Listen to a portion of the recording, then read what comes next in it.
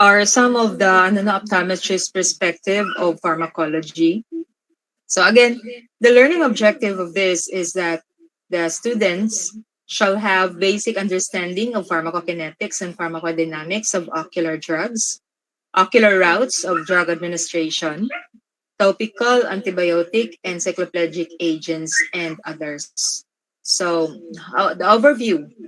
We'll have, I hope by this time you are so expert on ocular anatomy and physiology.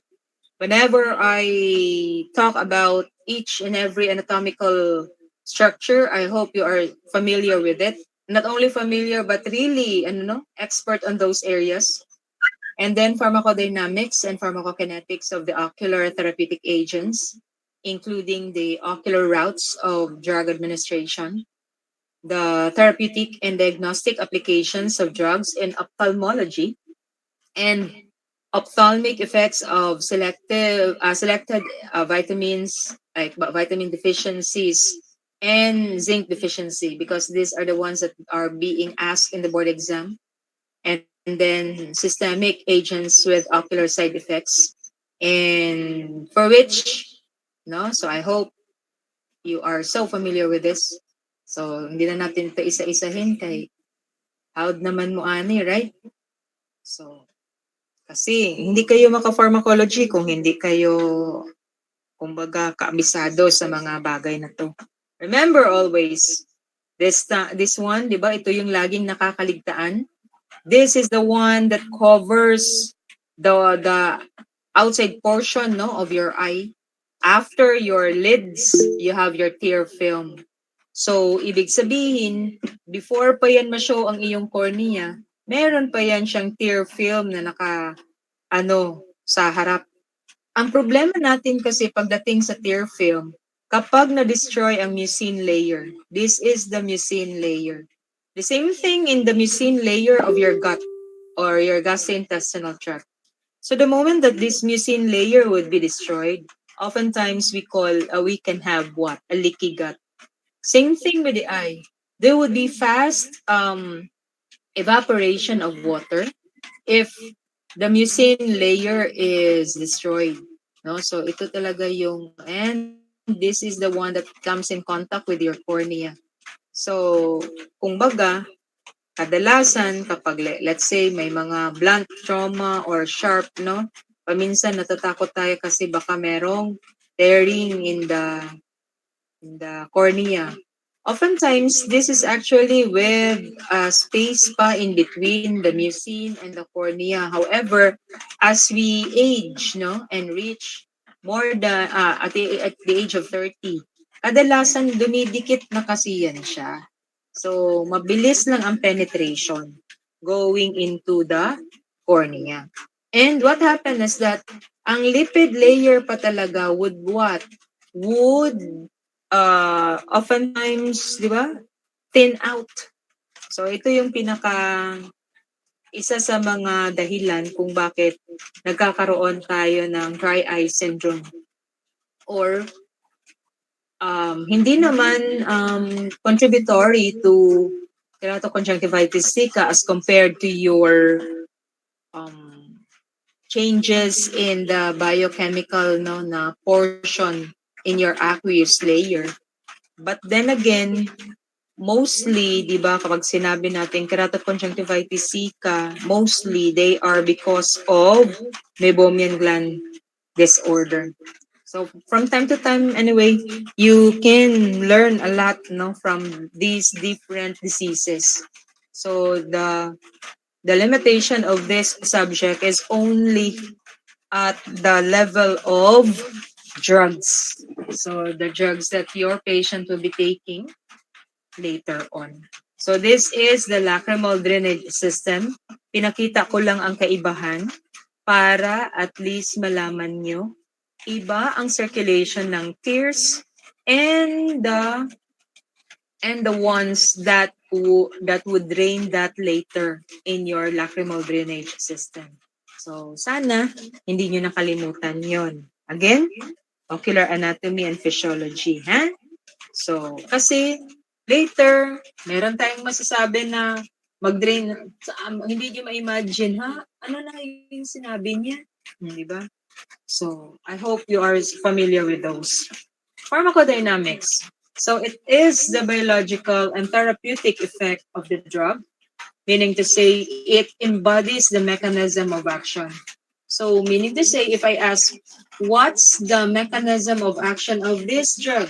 In short, I am asking about pharmacodynamics. Or if I would ask you to discuss the pharmacodynamics of this drug, so meaning to say you are actually explaining the mechanism of action. So how this drug can elaborate its effect within the cell. So most drugs act by binding to regulatory macromolecules, usually neurotransmitters, again, especially in the brain, or hormone receptors or enzymes. So without those, effect sometimes is delayed. So if the drug is working at the receptor level, it can be as an agonist or antagonist. If the drug is working at the enzyme level, it can be an activator or an inhibitor. Kaya, paminsan, di ba, pag sinabi natin, this kind of drug would activate this kind of enzyme. So, meaning to say, some of the other drugs can be inhibited because of the activation of the enzyme. It's not because of the direct drug-to-drug interaction, but oftentimes it is because of the indirect action of drug towards the activation of the enzymes that causes inhibition of the effects of the other drugs. Okay, did you get it? So those are some of the avenues, no, where there is what drug to drug interaction. So yung the last time na tinanong doon sa board exam, it is because on the activation of the enzyme that causes deterioration of the effect of the other drug. Yun dapat ang sagot doon. So in one of your reviews soon, I hope you can recall some of the examples. So here, it is the absorption, distribution, metabolism, and excretion of the drug. Again, metabolism or biotransformation. Diba? Sabi ko dati, if kaya sinabi kasi sa metabolism, diba, if you can still recall your biochem, that it is either catabolism or anabolism. It's either you make it or you break it. Diba? So, the same thing with the biotransformation. However, why they are often calling it biotransformation? Because some of the drugs are actually be converted into different metabolites. So these different metabolites can actually either cause injury, no, to the liver, to the kidneys. So kaya meron tayong tinatawag na hepatotoxic, okay?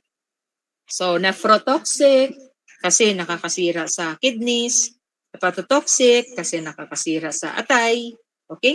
So those are the different metabolites and then excretion of the drug. Either via the kidneys or the sweat or tears. Diba? Kasi pag excretion ng drug, lalo na sa mata o through the tears. So that's why it's really important for you to look at the anatomical structure of the lacrimal drainage system. So locally, we can deliver these drugs via eye drops, ointment, periocular injection, or intraocular injection. So it can also be given orally or IV or topically. So topically, when we say locally, no, yan, sa mata. Pag sinabi natin systemically, it is either oral or IV. So when we say pharmacokinetics of ocular drugs, the classic pharmacokinetic theory is based on the systemically administered drugs, which does not fully apply to all ophthalmic drugs because different routes, especially in the eye, like when we say intravitreal, iba na rin yun, okay? Mostly in the topical route, which is the most commonly used, would have a different, what you call this, barrier. So this in the absorption, like for example, rate and extent of absorption of topically instilled drugs depends upon the following. One would be the time the drug remains in the cul-de-sac of the precorneal tear film. Diba kadalasan sa inferior cul-de-sac natin yan siya dapat ilalagay. Hindi natin yan siya dapat isisentro sa ating, like for example, kadalasan kasi pag naglalagay tayo ng eye drops, mostly lang ha, napansin ko, maling-mali talaga kasi nilalagay sa gitna. Mag-slide off kasi yan siya. Remember, your tear film and your cornea are avascular. So, you cannot have absorption in there. The absorption would happen in the conjunctiva. So, instead of spilling the excess of your drug, might as well place that in the cul-de-sac so that the active circulation in your conjunctiva can be accessed by the drug. And then, elimination by nasolacrimal drainage and the drug binding to tear proteins, because we have a lot of tear proteins, especially if there is a lot of secretion. The more secretion, meaning the more protein debris. The more protein debris, meaning the more protein that would bind to the drug and causing the drug to be ineffective. So drug metabolism by tears and the tissue proteins. Remember, magkaiba ang quality ng tears ninyo if you are happy or sad, right? So, meaning to say, it would have a lot of proteins if, kumbaga, leakage of proteins if you are sad. So, kaya nga, paminsan, yung mga gamot, no? Kapag nilalagay, tapos masyado kayong stress, lagay sa mata, mapapansin nyo, bakit hindi siya ganun ka-effective or delayed ang response? Okay? Because of different reactions and secretion of these proteins.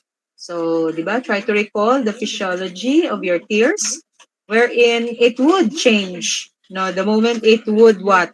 Either carry the enkephalins or the endorphins, depending on your emotions.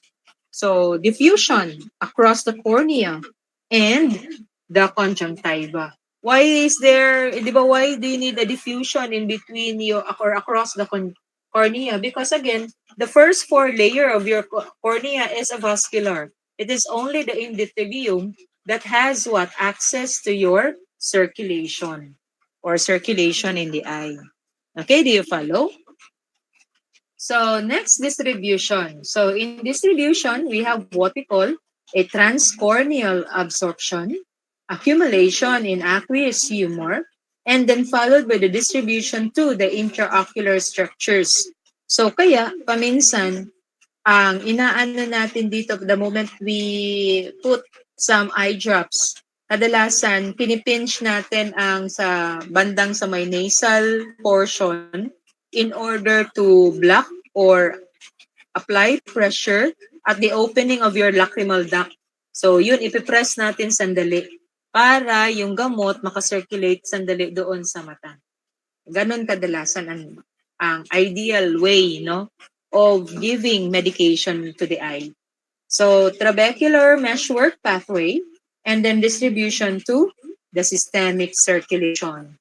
So this is how the drugs that are applied into your eye can affect the systemic circulation. So let's say the drug is for glaucoma.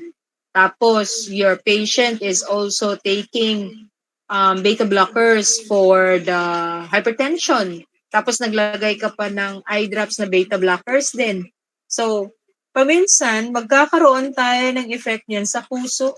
So, hindi lang kasi konti lang naman yung concentration sa mata.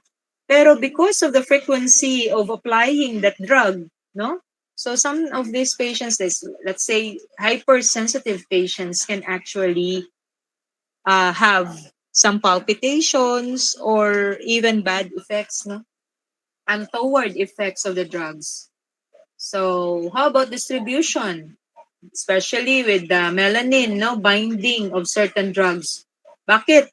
Kasi saan mo pala mahahanap ang melanin? Sa iyong iris.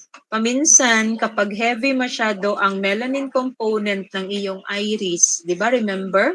With the sudden changes in your or anatomical changes in your eye, these can actually cause congestion, and that would allow what? Blockade in the passage of your aqueous humor, causing more or increase in the pressure of the eye. O, diba? So, nakita niyo to, the moment you like prick or poke the eyeball, diba, of the cow during your anatomy and physiology lab. Anyway, so an example of this would be what? Mydriatic effect of alpha adrenergic agonists, like slower in onset, darkly pigmented iridis are compared to those with lightly pigmented iridis. And bakit paminsan, 'di ba, as the patient is getting towards their aging process, paminsan 'di ba yung mga iris natin parang nag-change ng color, kumbaga from darker to lighter. Meron din tayong changes in color lalo na kapag meron tayong kulang na amino acids. Let's say in malnutrition. So actually some of the changes in the iris can be a symptom of malnutrition. So nag-change ang color ng kanyang eye kasi kulang ng certain protein that causes lighter colored eye. Okay, maglighten siya. Or ang kanyang or disruption in the barrier or protective barrier of your eye. Let's say the ones with your albinism. 'Di ba? Ang pinakaano dito would be the tyrosine. So kapag yun ang problema, meaning to say, 'di ba may mga albino patients na hindi talaga kayang lumabas ng bahay ng walang shades or dark colored shades. Kasi meron, di ba, two types of albinism. You have the tyrosine, an absence of tyrosine, and one with tyrosine lang. No? So, kadalasan, ang mga more sensitive are those without tyrosine kasi wala silang amino acid that is really necessary for the darkening of your iris so that you would be protected from sudden flashes of light. So that is all only one example. Aside from that, the atropines Mydriatic effect, like long-lasting in non-albino rabbits than in albino rabbits. So this is on the testing of this drug. Accumulation of chloroquine in the retinal pigment epithelium. So the moment you would have your ophthalmoscopy with this kind of patients, you can see bullseye maculopathy. It is really good to look at, no, but sad for the patient. Saan ninyo ito ma-observe if you have or if you are faced with a patient with typhus fever or typhoid, no, mga ganyan. Or malaria. So, pansinin niyo yan sila. Like malaria na tumagal na and under medication with chloroquine. So, yun. Magkakaroon yan sila ng retinal pigment epithelium. So, ngayon, di ba, tag-ulan na, maraming lamok. So, maraming magkakaroon ng malaria. Oy, simba ko. Anyway, so, again, in order for you to see what is bullseye maculopathy. So some of them, taking chloroquine can actually have that kind of maculopathy. So maganda masyado talaga yan siya tingnan. Kaya lang, kawawa yung pasyente. Ay, magkaroon siya ng blurring of vision. O, di ba? So, kaya, pag-aralan talaga natin lahat ng klase ng gamot dahil maraming mga gamot na magkakaroon ng sedimentation or even deposition in the cornea later on. So, baka pagharap mo, uy, ano to? O, di ba? So, dahil lang pala yun sa gamot, kaya nagkaroon ng ganong deposit. Let's say, some of the deposits in the cornea. Tapos yung pasyente mo, cardiac patient, most probably it is due to amiodarone. O, di ba? So amiodarone is actually for the heart. Pero bakit nandito ito, di ba? Napunta sa mata, deposition of such drug. So there are a lot of deposits no that can be deposited in the cornea, even it is just taken orally. So in short, can you name a certain part of the circulation that would not circulate in your eye? So definitely parang wala yata, no? So from head to toe, kung ano yung circulation, matatamaan talaga paminsan yung mga mata natin. And so those patients taking this kind of medication can actually have and ocular side effects. So enzymatic biotransformation of ocular drugs, this is very significant, like the esterases, particular interest, no? So development of pro-drugs for the enhanced ocular permeability, like for example, your dipivefrin, hydrochloride, and latanoprost. Diba, latanoprost is what? A prostaglandin analog. So, meaning to say, if there is an inflammation in the eye, mas maglalo ba ang inflammation? Yes, because it is an analog of prostaglandin. Mas maglalo ba ang pain? Yes. Pero bakit magwala ang pain kapag glaucoma patient?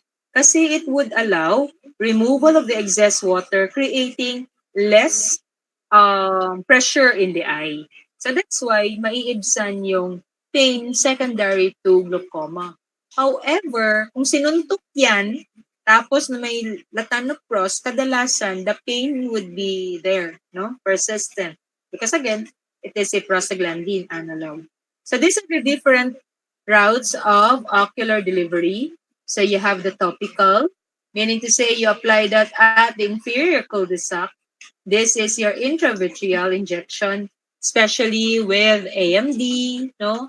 Or retinopathy, so or diabetic retinopathy kasi nagkaroon na ng neovascularization.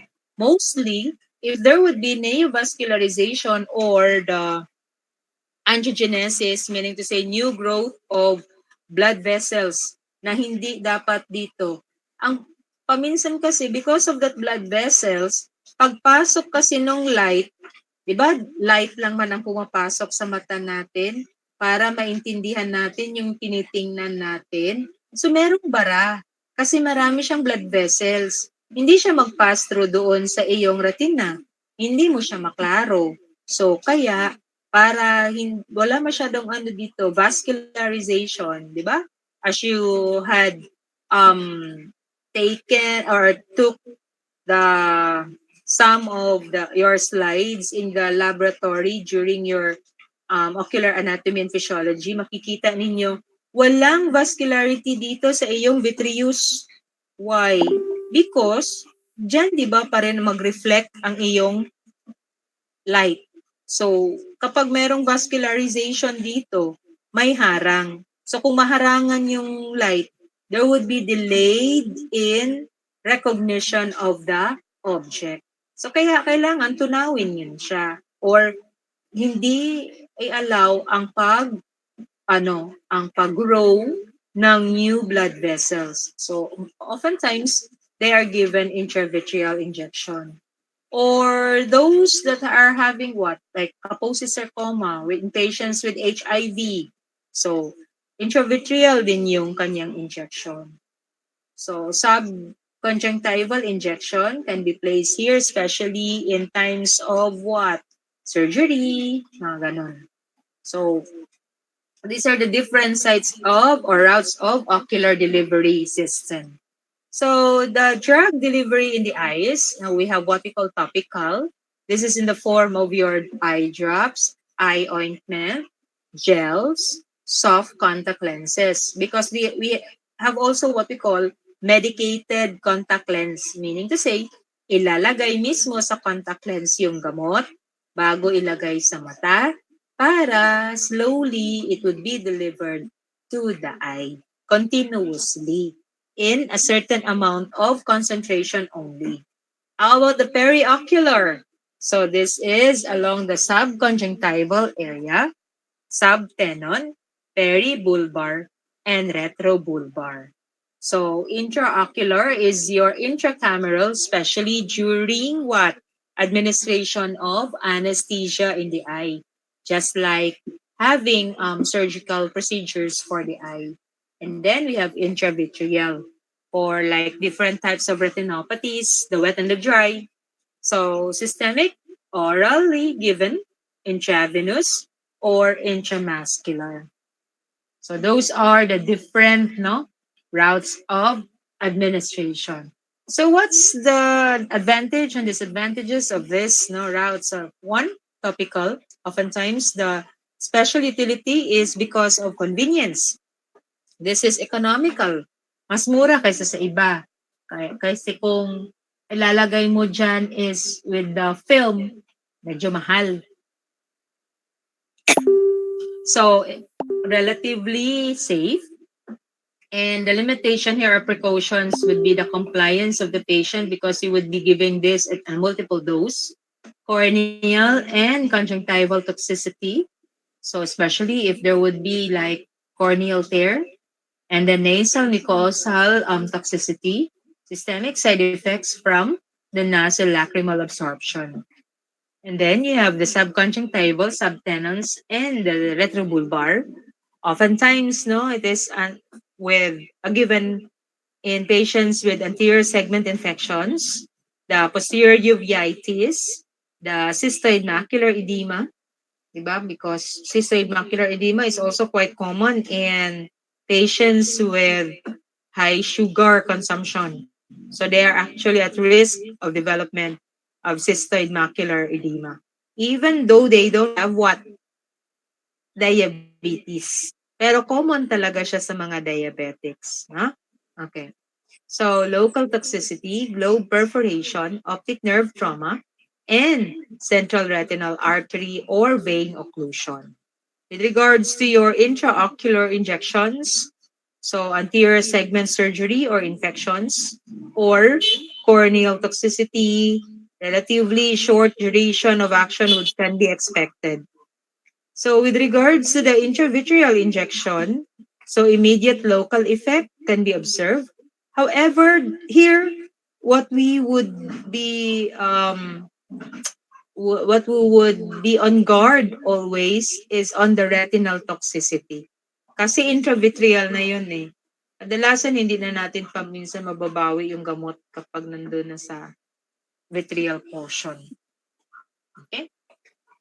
So what are the factors affect or influencing local drug penetration into the ocular tissue? One would be the drug concentration and solubility. So higher concentration, better penetration.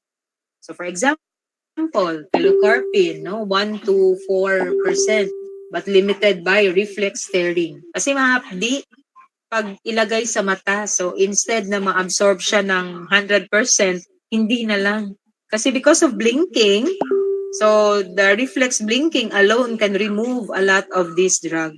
So kaya maglalagay ka naman ulit. Yun ang problema sa pilocarpine. So next would be viscosity. So addition of the methyl cellulose and polyvinyl alcohol increases drug penetration by increasing the contact time. So meaning to say, magdikit siya ng matagal sa cornea and altering sometimes the corneal epithelium. Yun lang yung drawback dito. Kasi paminsan, kung masira yung epithelium ng iyong cornea, hindi na natin may babalik, no? So lipid solubility, higher lipid solubility, more penetration. So again, di ba in the eye, bakit importante ang lipid solubility? Kasi ang first layer ng iyong tear film is lipid layer. So ibig sabihin, the moment that it would have easy access towards the water, kasi di ba aqueous layer ang next. So kaya mas mabilis ang distribution ng gamot kapag there would be what? Fast penetration of the drug via the lipid layer of your tear film. Okay? So, drug tonicity. So, when an alkaloid drug is put in relatively alkaloid medium, the proportion of the uncharged form will increase, thus more penetration. Molecular weight and size would also be considered. So topically, it is given via drops. Oftentimes, we need to take a look at the size of the nozzle, no, or the applicator of the eye drops. So one drop oftentimes is equivalent to 50 microliter. So different droppers would mean different volume. So let's say in your conjunctival or your cul-de-sac, inferior cul-de-sac, the capacity is only what? 7 to 15 microliter. Ganun lang ka konti. Kaya paminsan, pag sinabi natin mag-drop like 3 to 4, sayang lang yung sobra. Kasi iluluha lang natin yon. Kaya ang iba, like for example, hindi nahugasan yung mata. The doctor is actually not doing the eye flashing kasi masyado siyang maraming pasyente, so it would take time for him to do one eye flashing. So, anong gagawin niya? So, sasabihin niya na lang doon sa pasyente niya na lagay ng artificial tears, no? 3 to 4 drops. Bakit kailangan niyang sasabihin na 3 to 4 drops na almost 1 drop lang naman ang kaya ng inferior cul-de-sac natin? So, pinalagay niya ng sobra para some of which would what? Flush the layer, no, of the eye. So, kasi hindi man siya nag-eye flashing sa clinic. So, kaya nagbigay siya ng excess so that it would be removed. Some of the impurities of the eye can be removed. So even one drop is more than enough for the inferior cul-de-sac. So what's the method? First is to hold the skin below the lower eyelid, pull it forward slightly, instill one drop, and then measures to increase drop absorption. So kaya meron tayong mga ibang applicator na maliliit masyado yung ang kanyang nozzle. So, ang kanyang butas. So, maliliit lang din na drops ang mapupunta sa mata. Kaya magkaiba yan sila. So, and wait 5 to 10 minutes between drops or pressing your lacrimal sac para hindi ka agad mag-drain doon. Then, keep lids closed, no, for 5 minutes after installation. Para magamit mo naman. How about ointments? So, ganito lang ang paglagay. Okay? So, ointments increase the contact time of ocular medication to ocular surface, thus better effect. It has the disadvantage of blurring of vision. So, that's why mostly ointments are given at night, sa gabi, para wala na siya masyadong ginagawa, matutulog na lang siya pagkatapos. O, di ba? Kahit blur ang kanyang vision, okay lang. For as long as the delivery of the drug is there. Okay? The drug has to be highly lipid soluble with some water solubility to have maximum effect as ointment. So, periocular injection. So, they reach behind the iris lens diaphragm better than the topical application. For example, no, subconjunctival, subtenon, peribulbar, or retrobulbar. And then this route bypass the conjunctival and corneal epithelium, which is good for drugs with low lipid solubility, just like with the penicillins. So also like steroids and local anesthetics can be applied this way. Okay.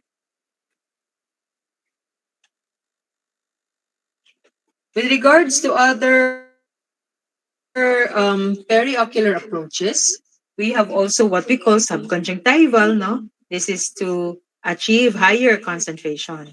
Drugs which cannot penetrate cornea due to large size penetrate via the sclera. So subtenon, the anterior subtenon and the posterior subtenon. This oftentimes for the diseases posterior to the lens. So kaya subtenon siya ina-administer. How about retrobulbar? So, optic neuritis, no, papillitis, posterior uveitis. So, those are some of the uses, no, of this kind of drug. And the peribulbar, especially in the delivery of anesthesia. Intraocular injections, for example, intracameral, no? So this is an example of an intravitreal. So for your macular edema, para mawala yung edematous na portion doon sa iyong macula. Bakit pala kung masyadong maga yung iyong macula, you cannot give the detail of what you are looking. So you cannot decipher what type of tao ba to? Bagay ba to? O di ba? So there would be what difficulty in interpretation of what you are looking at. So, and the delivery also of some of your intravitreal anti-VEGF.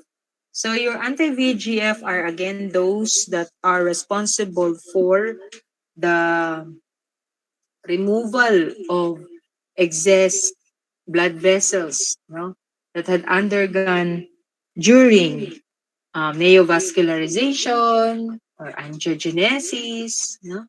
So, those are the different no, um, drugs that can be given via intraocular injections. Or in the case of cataract surgery, so meron tinatawag na intracameral.